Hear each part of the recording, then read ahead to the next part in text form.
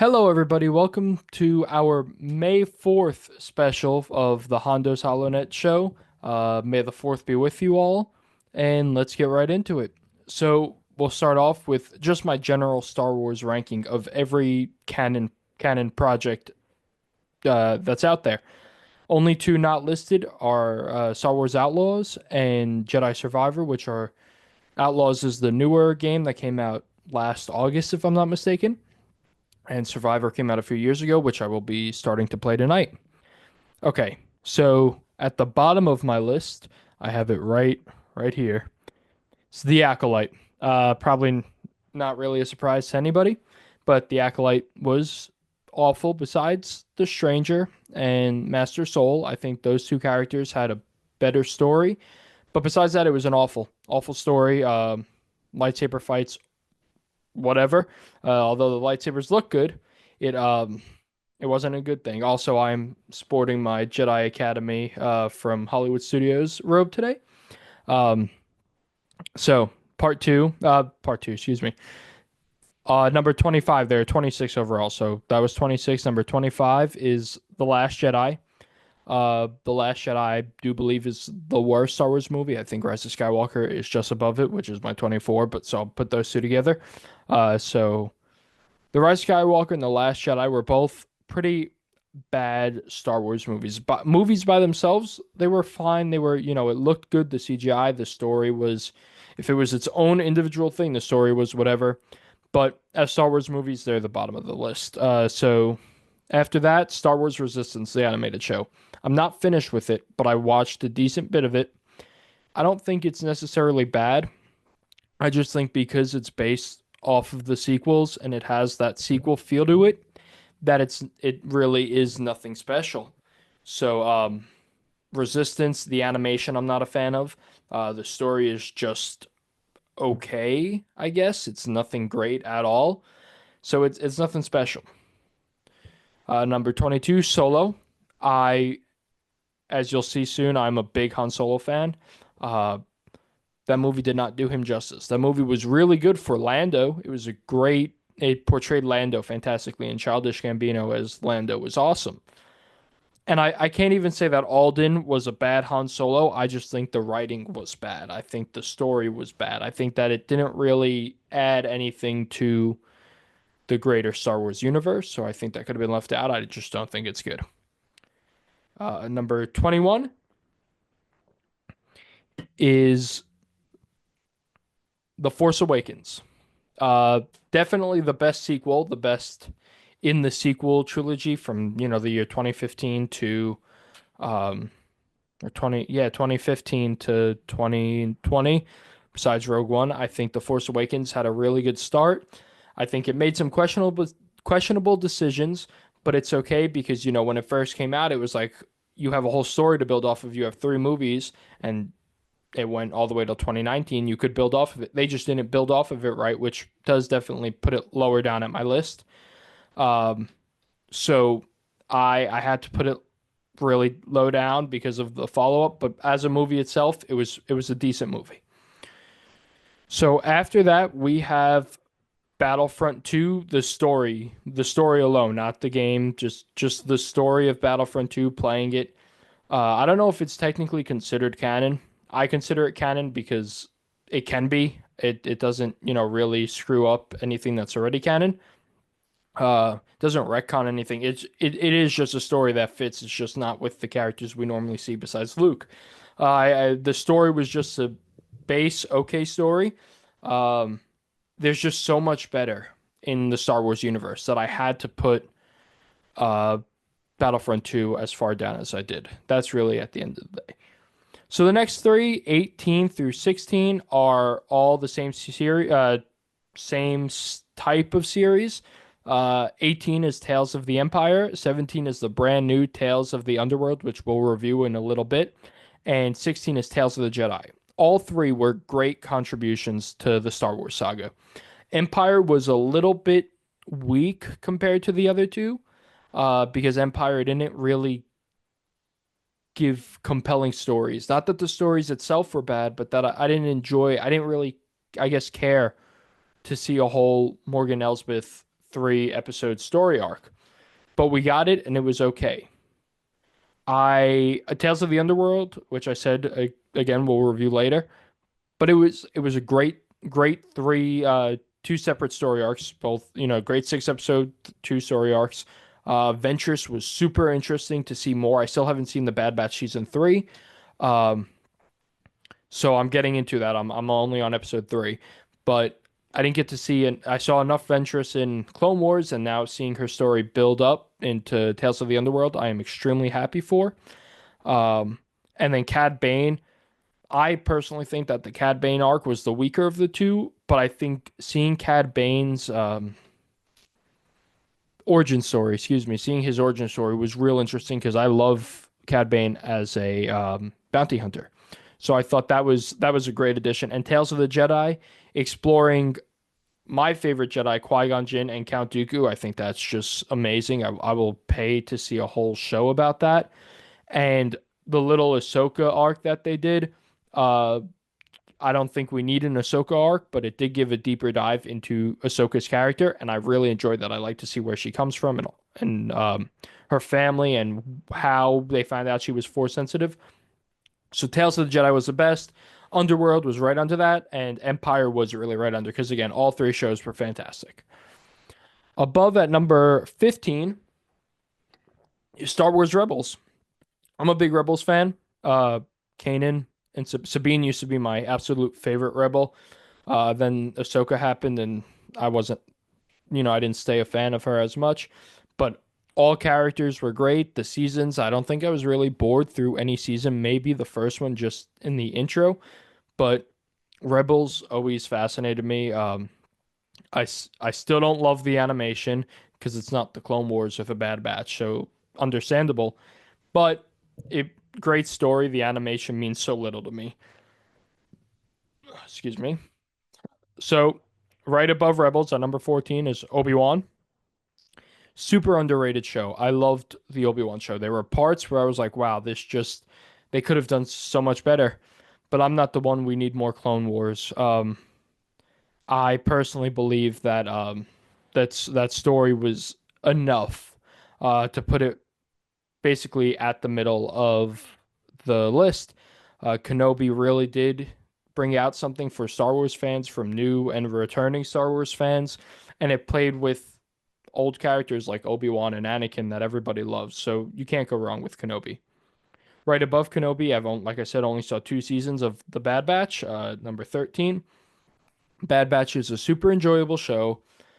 There are scenes that just make it the fight scene or the gunfight in the second to last episode of the first season was amazing when Crosshair actually helps the Bad Batch and they reunite for a second to get out of that Camino factory was awesome. And Bad Batch tends to do a lot of good sequences like that where they just continuously, make the fan feel excited and nervous to make sure, the batch actually gets out or they're saved or whatever happens. Bad Batch is a really good show. Um, and it's not the Clone Wars, but it plays off of the Clone Wars, and it's my favorite era right in between um, Revenge of the Sith and A New Hope. All of that. I love exploring the dark times. So Bad Batch, you can't go wrong with that either. So I guess this would be lower on the list because I was never a big fan of it. I love it now. Like now I'm a lot more into it, but it's still under a lot. Is Rogue One. Rogue One was great, and Andor I guess is playing into it that it I don't believe that Andor is the greatest Star Wars show. I'll get to that too, but I do believe that Andor is helping Rogue One beef up the story a little bit, but I was never a Rogue One type of guy. I didn't see this movie until 2020, I think. 2020, 2021, something like that. So I was never big into Rogue One. I think them all dying was a stupid decision. Uh, we didn't have they didn't all have to die, but it happened and whatever. So it's a good movie. It made it to number 12 out of 26. I call that a win. but it's not my favorite, and it won't ever really be close to my top five favorite. So that's why it's right there. 11 is Attack of the Clones.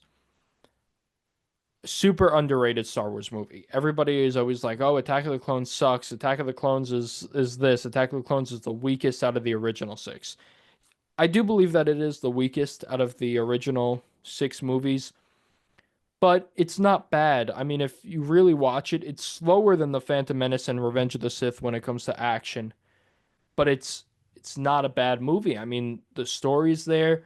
The Battle of Geonosis is one of the coolest sequences of that movie and really the original trilogy. I could think of two others that are cooler, and that's the Battle of the Heroes, and that's the Darth Maul fight, the Duel of Fates.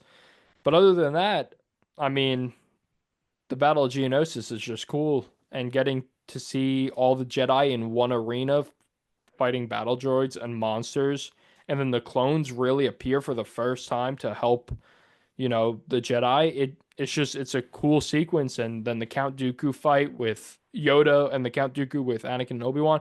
I think that movie's great. Jango Fett is my favorite bounty hunter. Um, I've always loved Jango Fett. I cannot wait for the to be able to buy the Slave One Lego. That Lego is so cool. And then his helmet is another one that I want to get, and I want to be able to build and display. That is not a Django helmet. I think that's the blue and purple one. I can't think of their. It's not the Death Watch. I can't think of it, but it's a Mandalorian helmet, but it's not Jango Fett. So again, just saying that Attack of the Clones isn't as bad. Okay, this is again including just story, not gameplay. Is Fallen Order. I love again the Dark Times. I love the Dark Times. Cal Kestis and BD1 are just great characters, and getting to explore another Jedi who survived, which again people are like, oh, there's too many Jedi that survived. That's okay. The more Jedi, the better.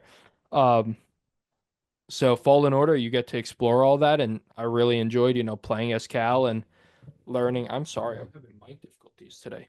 Um, I really enjoyed getting to play his character, learn about his past, and learn about how he dealt with Order 66 and seeing where that brought him and the end of the story. And I cannot wait to play Survivor because that is the one game that I've been waiting to play since I got it. Number nine, Ahsoka. I love the Ahsoka show. Um, the Ahsoka show, I think my favorite part, obviously the Anakin stuff is amazing. I don't know why. C3PO is my favorite droid in Star Wars. So when he came back in episode 7 right at the beginning and he was like Princess Leia sent me, like that scene just did it for me. That was the scene for of the show to me though. But again, the Anakin stuff, seeing Hayden in his Clone Wars outfit, seeing young Ahsoka, seeing Captain Rex, all awesome. The story was a great story. Getting to see the live action Rebels, which is something that I've wanted to see since I started watching Rebels back in 2021. Um, and you get to see the live action Rebels, and you get to see the Ghost and Chopper, and really all different parts, all different times of Star Wars. You get a bit of the Clone Wars, you get a bit of the the prequels, a bit of the originals, and then a bit of Rebels, and then, pushing into the sequels as this is what's coming next. You get a little bit of everything, and it's a great show. It's not my favorite show. There was things I thought they could do better, but I'm here to celebrate my love for Star Wars, so only going to talk about the things that I liked. Um, Number 8 is Andor. Again, I don't think it's the best live action Star Wars show. Season 2, I saw the first 3 episodes, and after this, I'm going to watch the next 3. I'm enjoying season 2. I think episode 3 was the best. I think they really played into the the evilness of the Empire while also the evil of the Empire while also showing that the rebellion is really built on hope, and Andor has hope, and Mon Mothma, although it looks like she's losing hope, she has hope, and all these characters are coming together to show, yeah, we're here for the good of the people and to defeat the Empire. Andor season one, it took me 3 episodes. When it first came out in 22, I watched the first 3 episodes and I turned it off and I was done. I couldn't do it. I was so bored. And um, oh, I don't even remember. Before Ahsoka came out, I think it was right before Ahsoka in 23. I sat down and I was like, okay, I'll finally watch Andor.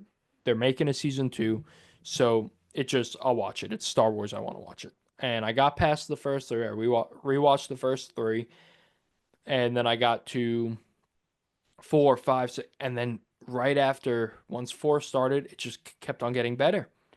And Eben Moss Backrack, he was fantastic in it, and the whole Kino Loy, he was awesome, and all these things just which made a real grounded, mature Star Wars show, but something that still is enjoyable for people of all ages. I think Andor did something right, and I cannot wait to see how this season plays out. Again, Rogue One isn't my favorite. Andor was my favorite part of Rogue One, but Rogue One really wasn't my favorite. But I think Andor is really beefing up the story, which could move Rogue One up higher on my list just because we get to see more. Seven, my favorite live action Star Wars show, and arguably my favorite show, although The Clone Wars is ranked higher, um, is The Mandalorian.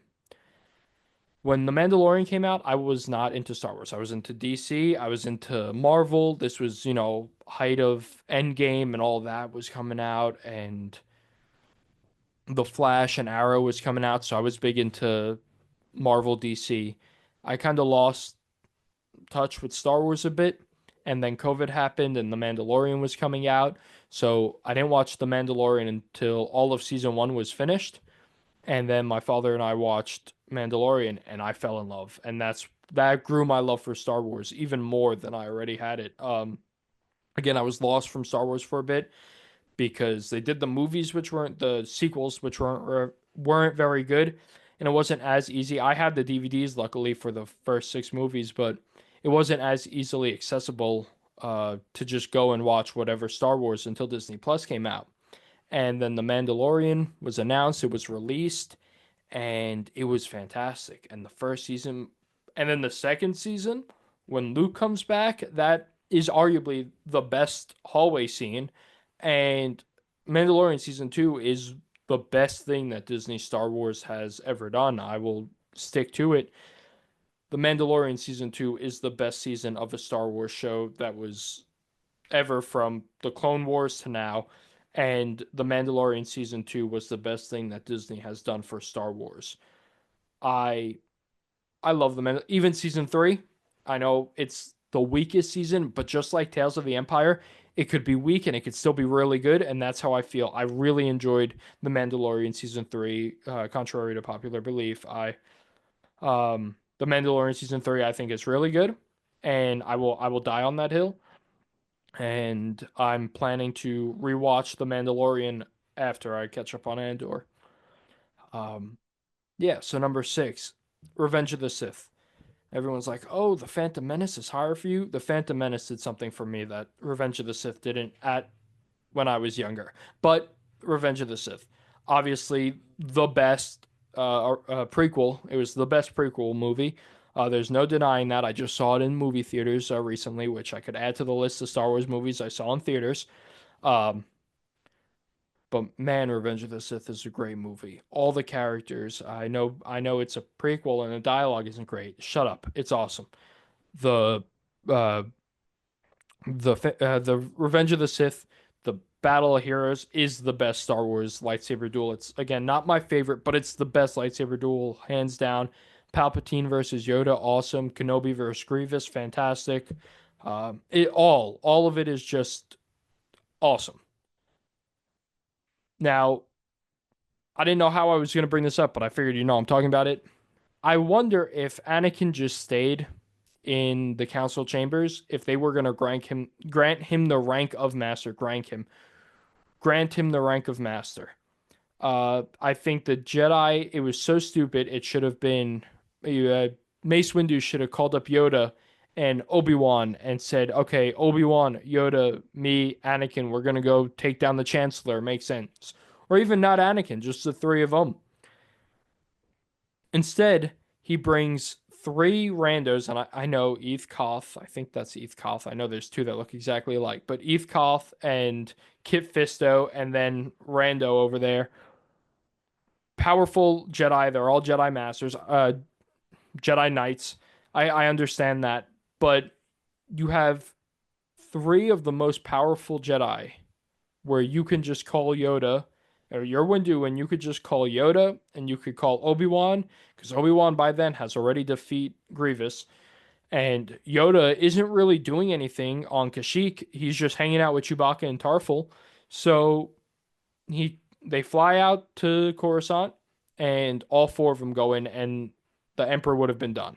You wouldn't have had to kill him. You could have arrested him, and that would have been that.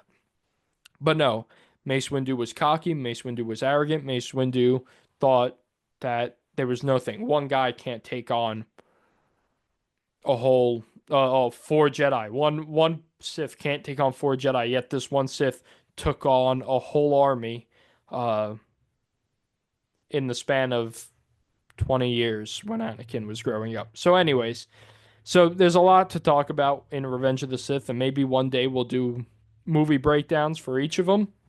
That would be a lot of fun. So I might do that one day. Number five, The Phantom Menace. Uh, Qui-Gon Jinn is my favorite Jedi. Like I said before, Duel of Fates is awesome. Getting to see, I don't know. I've just always been obsessed. The music, the movie, the characters. Young Obi-Wan used to be, not anymore, but used to be my favorite version of Obi-Wan. When I was a kid. Now, The Phantom Menace, I think, is on par with Revenge of the Sith. But The Phantom Menace was always my favorite Star Wars movie, Star Wars prequel. So there's not much to say about it. Qui-Gon's in it, Little Annie, and young Obi-Wan. And I mean, Jake Lloyd as young Anakin did a fantastic job. I know he was bullied and he got into legal trouble, but Jake Lloyd was awesome. I mean, he was a kid and he did great, just like Vivian Blair did. I think Blair, yeah, Vivian Blair did as Little Leia. Um, it's just he did a great job, and obviously at the time when he got the hate, he was bullied. Whatever. Star Wars fans suck. He was awesome. That's that. Um, Number four, A New Hope. Getting into the originals. Um, A New Hope is my least favorite original trilogy, but still top three Star Wars movie for me. I always loved the music, the fight scenes, the besides the swinging of the lightsaber, um, the the history and what it leads to, knowing that hey, you have Luke Skywalker who doesn't know, and you know all these things, but Luke Skywalker doesn't, and you could see him grow as a character. I've always loved A New Hope. So that I mean, A New Hope, the final scene, the throne room where they get the throne room, yeah, the throne room where they get their medals and the music plays. I've always enjoyed A New Hope. I just finished watching it um during my Star Wars rewatch. So there's not much to say other than it was just a great start to a fantastic universe. Number three is the Clone Wars. I think this is an easy three. Um, the Clone Wars went on for 7 seasons, and season seven is another fantastic thing Disney has done. Um, but the Clone Wars just had great storytelling. The structure of the Clone Wars is what makes it so good. Is that there's 4 episodes about droids, and then the next 4 episodes are about Anakin and Obi-Wan. And those 4 episodes about the droids, you don't have to watch to understand what's going on with Anakin and Obi-Wan. And the arcs really make it perfect because you don't have to, again, you don't have to watch everything to understand. When I was catching up on Clone Wars in 2020, 2021, I didn't know if I was going to watch all of the arcs, but I'm a completist. I like to finish everything in full. Um, so I did, but there's always the option to say, hey, I'm gonna watch the 4 episode arc on, you know, the Victory and Death, the last four episode arc, but I'm not going to watch the Ahsoka and Rafa, which in season seven it gets more story based throughout the season. But you can sit back and say, hey, I'm not going to do this. I'll watch the last episode of the Rafa and Ahsoka story arc, and then I'll watch the last four. So that Clone Wars, I liked all the seasons. I think I was stuck on season four. I think it's the underwater one. That was the only time I ever got stuck on the show out of really just boredom. But other than that, I love the Clone Wars. Two is Empire Strikes Back. It's the best Star Wars movie. I think everybody knows that Empire Strikes Back is just a fantastic movie. The story is really brought out in that one. Now everything starts to unravel. You know that Darth Vader is Luke's father, and Obi-Wan didn't necessarily lie because, yeah, ooh, again, mic troubles. Because, yeah, um, Darth Vader did kill Anakin Skywalker, Luke's father, but not in the way that Luke was thinking. So everything starts to unravel and it all starts to make some sort of sense. And Empire Strikes Back was just a great addition to it was a great sequel, I guess, a second movie in the trilogy. Episode five is a lot of people's favorite, but everyone I think is just on the same level of agreement as it is the best Star Wars movie. There were some of the Battle of Hoth.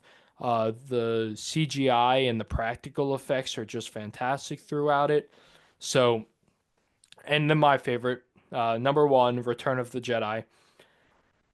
The story of the hero finally winning and finally taking on the entire empire, basically single-handedly, because he's the one who goes into that not the Death Star. Yeah, the Death Star. He does go into the Death Star, but he goes into all these things alone. You see him going to Dagobah, and he brings this power, saying, "Hey, it's time. Like I could redeem you, Father, and I can also take down the evil, and we can work together."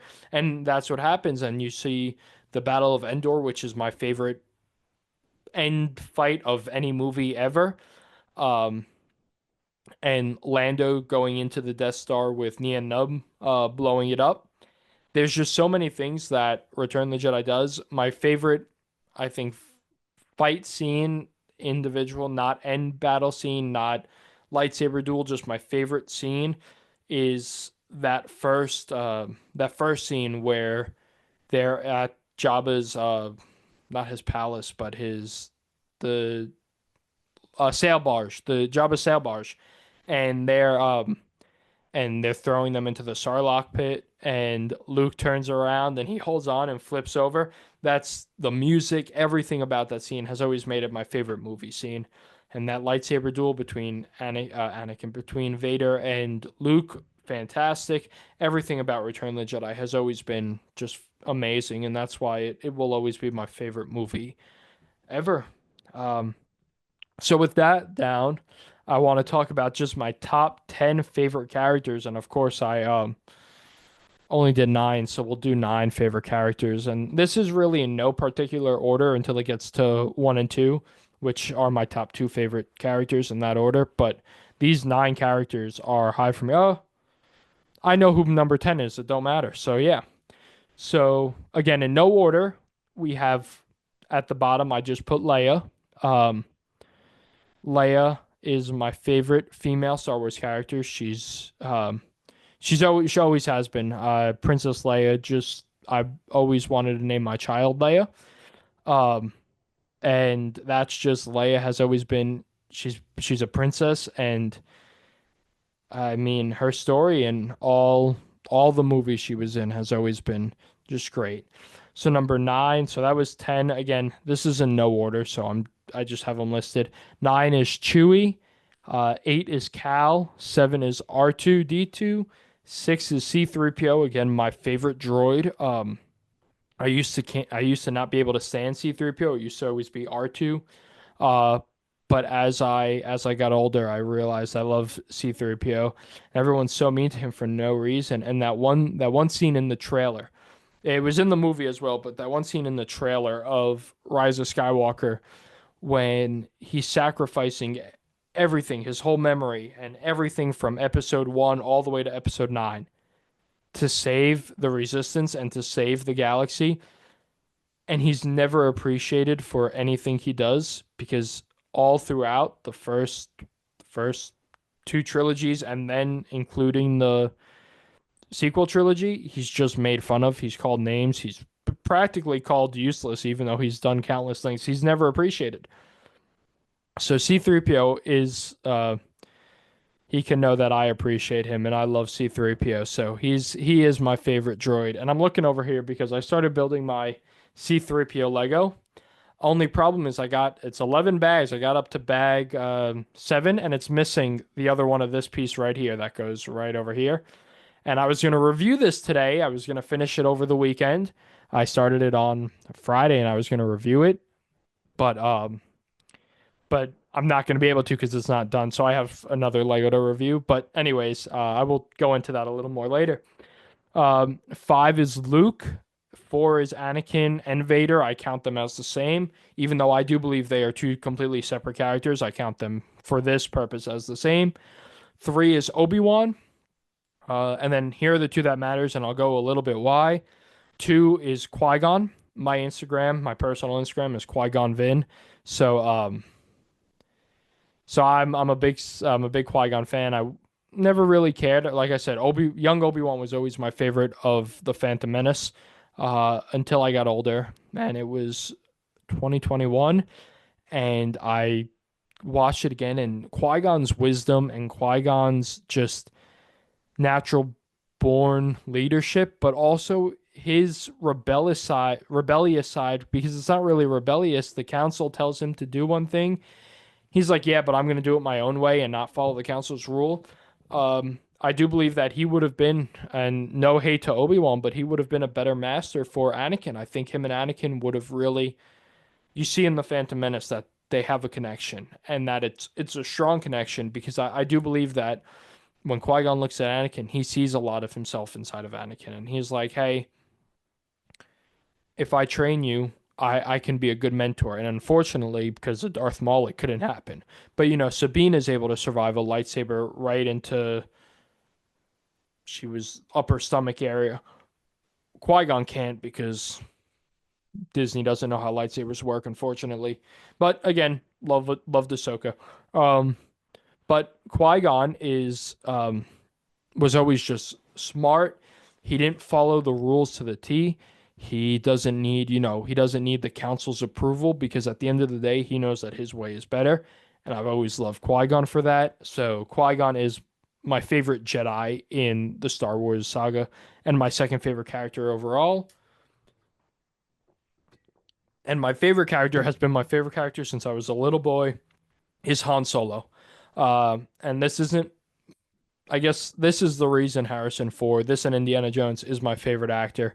But Harrison Ford has always he's been funny. He's- he doesn't need any special powers to be the best. He just is. The Millennium Falcon is cool. Han Solo has Chewbacca. So yeah, everything about Han Solo has always just been my favorite. And again, it's Harrison Ford, so how could he not?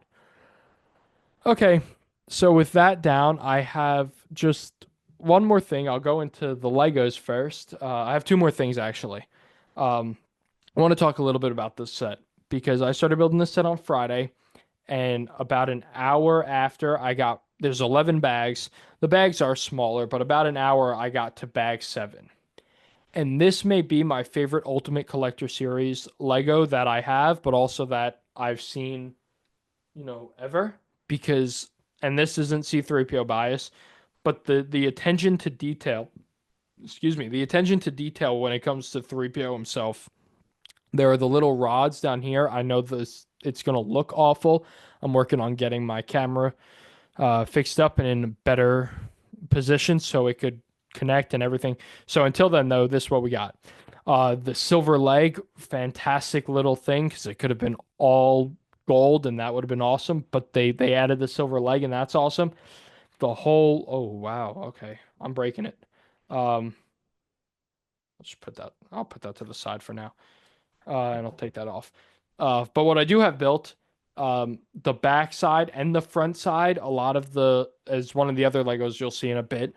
Um, it's all full. It all looks like it's supposed to be there, and it doesn't look like they just made the front look good and the back looks like whatever. The Ultimate Collector Series Legos are some of my favorite, just because they're definitely more for collectors, but more for adults, and they also just look like it should. It's not like a kid's Lego for a kid to have fun. So this so far has probably been my favorite Ultimate Collector Series Lego to build. Not that I've have too many of them, but I'm growing my collection. Like I said, the Slave one came out, so that'll be purchased soon. So C3PO, I will definitely give an update when I'm done, and I'll do a YouTube short or something just to show it off. But the Lego I did want to review that I finished building this morning while watching Ahsoka was her T6 shuttle. Now, this set is very detailed on one side, of course, because this is just a regular Lego set, but it spins, it it opens up, and my favorite part about this set is that inside, when you open these up, I probably can't tell the best, but it holds the lightsabers go in here. Ahsoka's holding them. I'll show off the minifigures soon. But the lightsabers go here. Sabine's other blaster goes here. And on this side, it opens up, and Hu Yang's little box goes over here. So although it's a kid's Lego, it's one of the regular sets. It's not a collector series. It's a nothing special set. This set is something special, really. It I I've always wanted the Ghost. I have my sights set on the Ghost for the next, Ahsoka set that I'm gonna get, and eventually I will get Shin Hati's ship. Uh, but this ship was so much fun to build. It was super simple, and the attention to detail, while also being a just easy set to put together, it was just so much fun. And I always watch whatever movie. I built my Peter Pan Lego. I had Pan in the background. While I was doing this C3PO, I was watching the Clone Wars arc where it was C3PO and R2D2. But so I was watching Ahsoka, and it just makes it so much more fun. So I definitely recommend this set. I got it on sale at Walmart. It's originally 80. I think I got it for 32. So it was a great deal. I picked this up and I bought it, and I'm happy I did because this wasn't a set that I even thought about buying. And I saw the deal and I was like, you know what? It looks cool. Might as well. It's just another set to have. And once I started building it and once I saw the completed set, I fell in love with it. So definitely a recommended set, even for I do think Lego is a little too much as of now, but even for the $80, I think that set is definitely worth it. Because like I said, I just had fun building it. And stickers were easy, surprisingly, but the stickers were easy to get on. And again, it was such a simple set to put together that I couldn't recommend it more.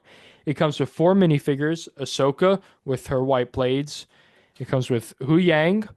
It comes with Sabine, and Sabine you could change. It comes with a lightsaber, two guns, and you could change to put on her purple hair, which is in the ship right now, or her Mandalorian helmet. And it comes with Marek. And Marek has his double-bladed saber, and also in the back it has a clip so he could hold. He doesn't have to, hold it all the time. So overall, that set is a fantastic set to have. I have it now displayed where that Boba Fett Funko Pop is. Uh, so that set, if anybody sees it, I definitely recommend, if anybody's in looking out for Legos, definitely recommend buying that. That and the C3PO one. C3PO is normally 130. I think I got that on sale at Walmart as well for 70. Both great builds. Like I said, unfortunately the piece is missing. I contacted Lego and they'll be sending me out a replacement piece really soon. So I'm looking forward to finish the set, but both of those sets are a lot of fun. I definitely recommend either. And I have a ton more Legos. I got the pod racing Lego, the diaphragm. This one I got also at Walmart. Box is a little beat up and it was also on sale. So if you're ever looking for good sales, definitely check out Walmart because almost all the time they'll have a Lego on sale. So Yeah, I definitely, Legos have been a lot of fun. Legos are my favorite, and especially Star Wars. I mean, Star Wars is my favorite franchise ever. I've said it multiple times on the show, and having the Legos is just so much cooler.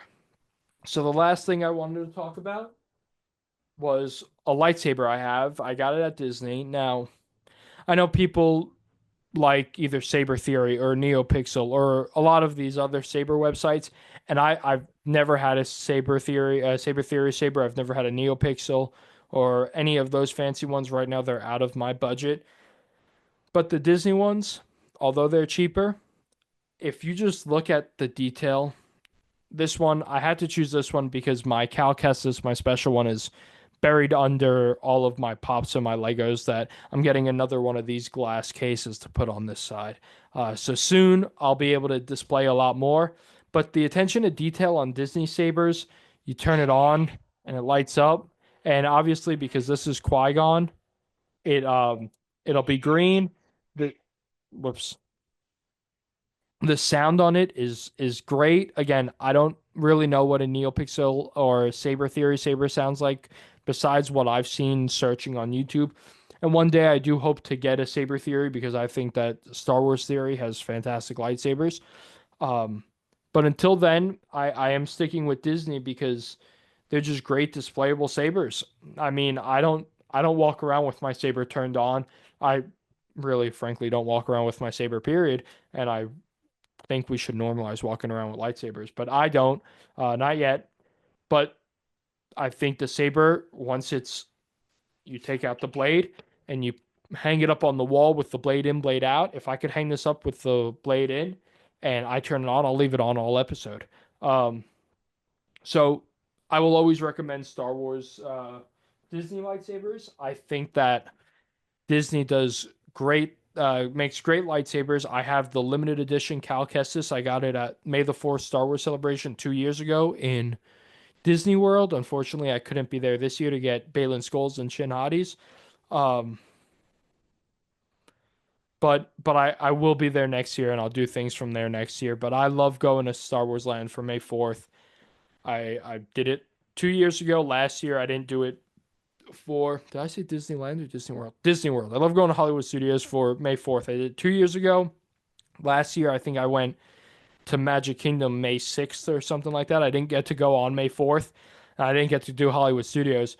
But just being there around that time, they get all the leftovers in downtown Disney and Disney Springs. So I love doing that. I definitely want to go next year and get the limited edition lightsaber again. Because, like I said, the boxes, that one's a wooden box. This one comes in the standard plastic, but it's Qui-Gon.